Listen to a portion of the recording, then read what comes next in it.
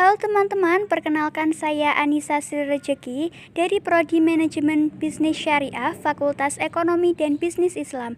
Di sini saya akan menjelaskan mengenai pengambilan keputusan investasi. Nah, bagaimana sih cara pengambilan keputusan investasi itu? Mari kita bahas. Apa itu investasi? Investasi atau penanaman modal adalah suatu kegiatan menanamkan modal baik langsung maupun tidak dengan harapan pada waktu nanti pemilik modal mendapatkan sejumlah keuntungan dari hasil penanaman modal tersebut.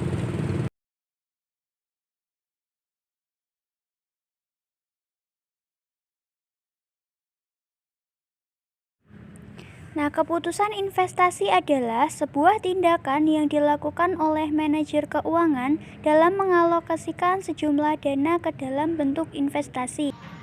Nah, dari keputusan tersebut, investor pasti mengharapkan adanya laba dalam jangka waktu yang cukup panjang.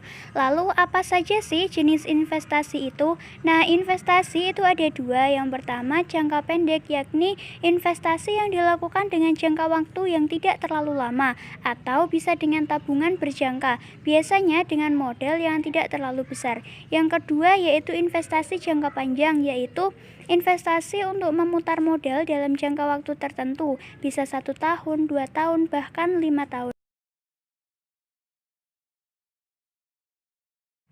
Nah, macam-macam investasi. Yang pertama yaitu deposito atau investasi berjangka waktu.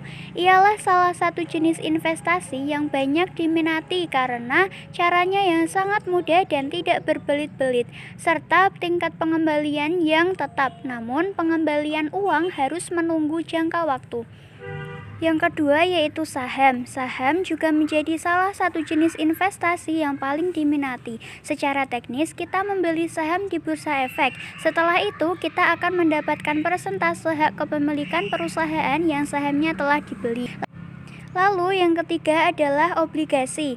Adalah jenis investasi yang hampir mirip dengan saham. Bedanya keuntungan yang didapatkan lebih dinamis dan jumlah uang yang didapatkan cenderung lebih pasti dengan membeli surat hutang atau obligasi.